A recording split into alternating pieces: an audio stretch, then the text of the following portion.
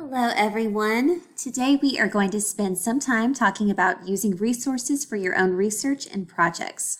Mrs. Stewart and I have been discussing the work you have been doing and the skills you have been developing, and I hear that you think you're ready for some internet searches for your final project. Of course, I have complete and total confidence in you and your internet savvy ways, but just like anything fun and worthwhile, there are some rules in place that we need to discuss to keep you safe and on the right side of the law. Before we talk about how to keep you legal, let's go over who you are as digital natives. A person identified as a digital native, which is each of you, by the way, is someone who has lived all of his or her formative years in the digital age. In other words, you have had technology in your life and in your hands for as long as you can remember. There is not a time in your memory when you had to learn how to play with tablets or computers or phones as we now know them. It's just always been a part of your story, almost like another language you've spoken your whole life. I'm sure you've already probably discovered that this is not quite the same for most of the adults in your life. We, the adults, are not digital natives. Each of you has probably had at least one opportunity when you got to help an adult make something work on his computer or explain to mom what something means on her phone. The reason I bring this up is because as digital natives, you already know that you are naturally better at this technology thing than the adults that are guiding you. You know how everything works, and if you don't yet, you know that you can probably figure it out pretty quickly. So when the adults in your life say we need to teach you how to find and use resources online, there might be a temptation to think that this is a lesson you don't really need because you know how to do that already. But there are legal issues at play when it comes to these resources that you find. And just because you're able to find something doesn't always mean that you can lawfully take and use it. Today, we are going to talk about copyright and what it means for you. When you arrived, each of you should have received one of our Smart Response clickers. As we go through our lesson today, I'm going to check in with you to see how well you're understanding these rules and guidelines through some clicker quizzes. We'll do our first practice quiz with this question. Are you a digital native? Using your clicker, choose your answer and then send it to me by pressing that green enter button.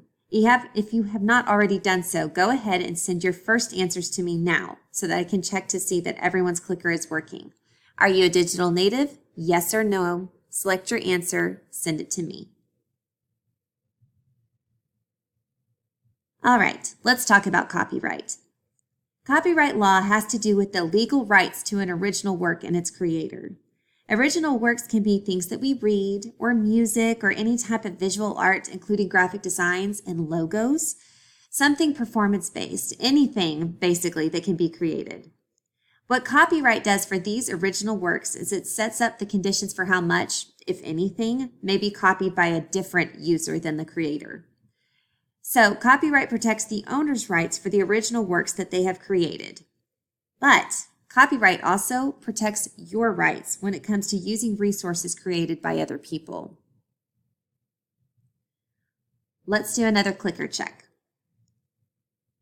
Who does copyright law protect? Using your clicker, select from the following answers. A, owners of original works. B, users of resources. C, both owners and users. Or D, nobody at all. Select your answer and send it to me using that green enter button. One aspect of copyright law that can protect you as a resource user is the concept of fair use. With fair use, a person could legally use some of a copyrighted material without first receiving permission, under a few conditions. The first condition we will call character of use, which means, what are you using this material for? Generally, if the material is being used for something like educational purposes, then it will fall under fair use. But if the material will earn money or some recognition for somebody that is not the creator, then this will not be acceptable under copyright law. The second thing to consider we call the nature of the work, which refers to the material in use. Usually, if the material can be used to enhance something in education or something else informative, but it's not something that's for sale in education, fair use applies.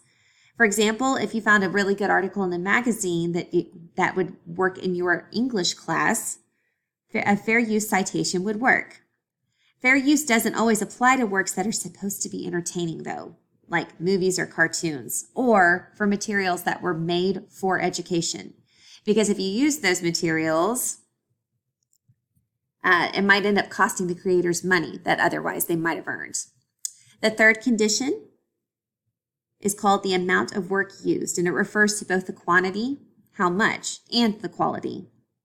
Fair use would say that using less of a work is better than using a lot of it. And fair use is also concerned with what part of a work a user might copy.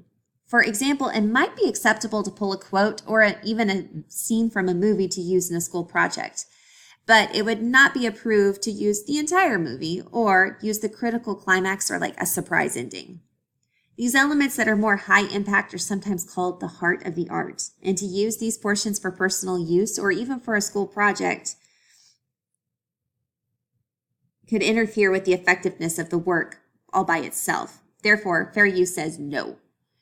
The final consideration is the effect on the marketplace, which essentially means that if the use of the work will prevent that creator to make the money that he should be making, it cannot be fair used.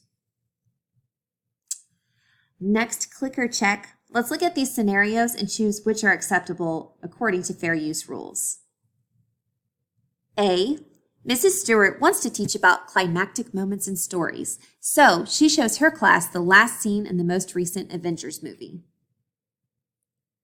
B, Mrs. Stewart finds an article in the Houston Chronicle and she makes a copy for a class quick start. C, for a fundraiser for the library, Miss Kirksey sells homemade shirts with the Astros logo. Or D, Miss Kirksey makes copies on the school printer of a poem she found in a book in the library to share with other librarians who don't already have the book. Select your answer and send it to me.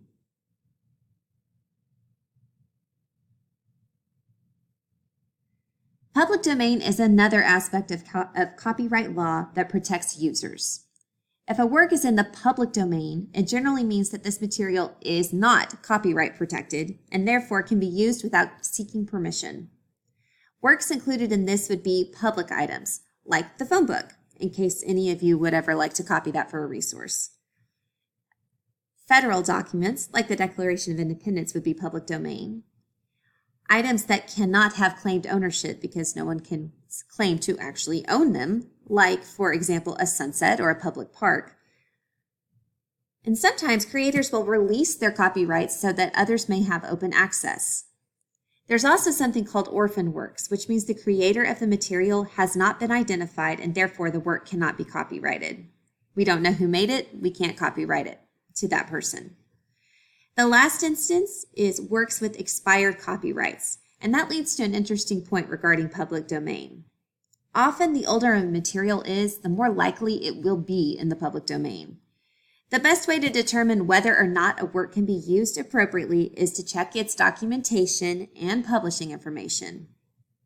But what happens when a work that you would like to use has a copyright and you aren't confident that it qualifies for fair use? You'll have to ask permission. One way that this can happen is through a license. A license is purchased by users and will typically either specify what and how much of a resource can be used, or it will operate kind of like a database with materials that have already been licensed and approved available to the paying licensed customers. These licenses can be purchased individually, but before you fork out your own money, check with your public or school library to see if access is already available to you. At our own library, we renew our licenses consistently to allow more usable resources to all of you. And you're welcome. Another option is to go through Creative Commons to acquire materials. In Creative Commons, owners and creators get to determine what of their creative materials they're willing to share and what they want to keep copy-free. It should be noted that for Creative Commons, and really for any item that a user would like to copy or reference, use may be permitted, but it must always be cited and the creators given credit. In addition, Creative Commons and all reference materials available to users must be used for appropriate purposes. Again, a user cannot make money off of a resource that was created by another person. Clicker check, and this time it's a true or false. A user needs to seek permission before copying parts of the Constitution. Is that true or false? Select your answer, send it to me. A quick note about copyright and plagiarism.